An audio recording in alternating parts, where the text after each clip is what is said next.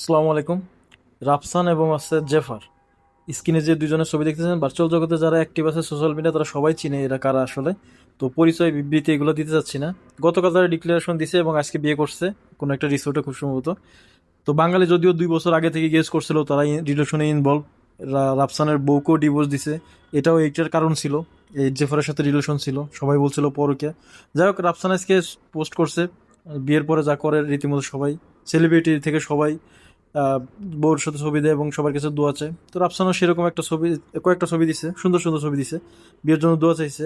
1 ঘন্টায় দেখলাম 1,42,000 রিয়াক্ট পড়ছে, যেটা রাফসানের জীবনে কোনো ছবিতে বা কোনো পোস্টে এত রিয়াক্ট পড়েনি। তো হঠাৎ করে আমি চোখ দেখার পরে মনে হলো কি ব্যাপার, এত রিয়াক্টের পরে দেখছি এখানে আবার হা রিয়াক্ট আছে।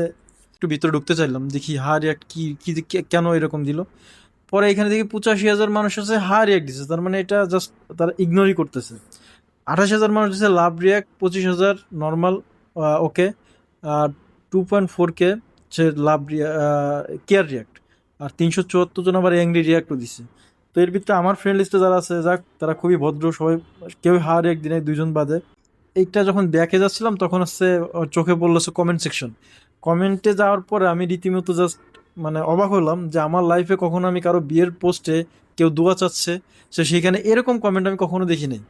তার এত পপুলার পারসন এই রাফসান, উপস্থাপক, তাকে সবাই অ্যাপ্রিসিয়েট করে, তার ফ্যান ফলোয়ার 1.8 মিলিয়ন। তার বিয়েতে দেখেন একজন লেখে নাই আলহামদুলিল্লাহ তারা ভালো থাকুক, তারা সারা জীবন একসাথে থাকুক, কেউ না। সবাই নেগেটিভ রিয়াক্ট আর নেগেটিভ কমেন্ট। আমি কয়েকটা কমেন্ট জাস্ট পড়ি। একজন লেখছে প্রথমেই, স্ক্রিনশট নিয়ে রাখলাম, মানে সে নিশ্চিত যে এটাও ডিভোর্স হয়েছে, এই জন্য স্ক্রিনশট নিয়ে রাখতেছে।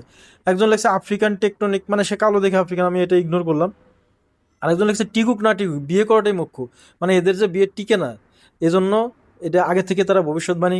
ইতিহাসে একমাত্র বিয়ের ছবি যেখানে ভালোবাসার পরিবর্তে হার লেখা আছে। মানে আমিও প্রথমে বললাম যে এরকম হার রিয়াক্ট আমি কখনো কারো বিয়ের ছবিতে দেখিনি। এরপর একজন সত্যি বিয়ে করলো নাকি প্রমোশনাল ফটোশুট, মানে এরা সেলিব্রিটিরা মানে সব কিছুই প্রমোশনাল ফটোশুটে যায়, তো এই জন্য হচ্ছে মনে করতেছে এটাও হয়তো প্রমোশনাল, বা কিছুদিন পরে এটাও তারা আবার ডিক্লেয়ার দিয়ে তারা সেপারেশনে চলে যাবে। আরেকজনের কমেন্ট, ভালো ভাই ভাই ভালোবাসা যেন 6 মাস যেতেই ফুরিয়ে না যায়, খেয়াল রাখবেন আপনাদের রিলেশন তো যুগের পর যুগ চলে, কিন্তু বিয়ে কেন টিকে না মাথায় আসে না। শুভ কমেন্ট হলো, ভালো কমেন্ট করছে। যে তার চিন্তা এটাই যে আপনারা রিলেশন করেন যুগের পর যুগ, পরকীয়া করেন তাতেও সমস্যা নেই, একজনের বউ আরেকজন নিয়ে যান তাতেও কোনো সমস্যা নেই, কিন্তু যখন বিয়ে করেন তখন বিয়েটা টিকে না কেন, এটা আসলে কেন ভাই, এটা আমারও প্রশ্ন।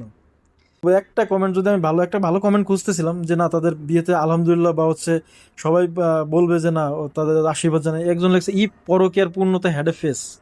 কি বলবো বলেন। বাঙালি অনুমান দেরি হলে সবাই এটা পরকের বিয়েতে আবার দোয়াও চায়, বাপুরে বাপু, মানে পরকিয়া করছে আগে তারা আবার এখন দোয়াও চাইতেছে, ঠিক আছে। জয় পরকিয়ার জয়, বিয়ে কতদিন টিকবে এটা মুখ্য না, এত ঝড়ঝাপটা পাড়ি দিয়ে বিয়ে যে করলেন এটাই মুখ্য।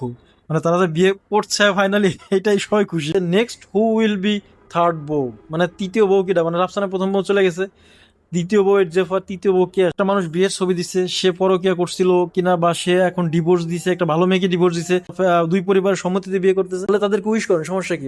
যদি ভালো না লাগে ইগনোর করেন, কিন্তু হা রিয়াক্ট নেগেটিভ কমেন্ট এগুলা যদি, এই যে রাফসান, আমি রাফসানকে রিকোয়েস্ট করবো যে ভাই তুমি কমেন্ট সেকশন অফ করে দাও, আর নাইলে এই কমেন্ট সেকশন তুমি আর দেখতে এসো না, তাহলে তোমার বাসররাত তো দূরে থাক, কোনো রাতে জীবনে তুমি এই জেফারের সাথে ভালোভাবে কাটাতে পারবে না। আর কে কেমন সেটার পানিশমেন্ট সে এই দুনিয়াতে থেকেও পাবে, ইন ফিউচারও মানে সে পাবেই, কোনো না কোনোভাবে সে পাবে। কেউ যদি কাউকে কষ্ট দেয় সেই কষ্টের ফল অবশ্যই পাবে। সে যদি তার প্রথম বউকে কষ্ট দেয়, সেটার ফল রেজাল্ট দেখবেন যে কোনো না কোনোভাবে সে পাবে, এইখানে পাবে না ওইখানে পাবে, কোনো একটা ভাবে পাইয়ে যায়। তো এটার জন্য বিচার আপনার করতে হবে না। তো আমার ভিডিও করার মূল উদ্দেশ্য এটাই ছিল যে কারো বিয়েতে আমি এই পর্যন্ত কখনোই এত হা রিয়াক্ট দেখি নাই বা এত নেগেটিভ কমেন্ট দেখি নাই। ইন্টারেস্ট নিয়ে আসলে কমেন্ট সেকশনে আসছিলাম, দেখলাম, এই জন্য আপনাদের সাথে শেয়ার করলাম।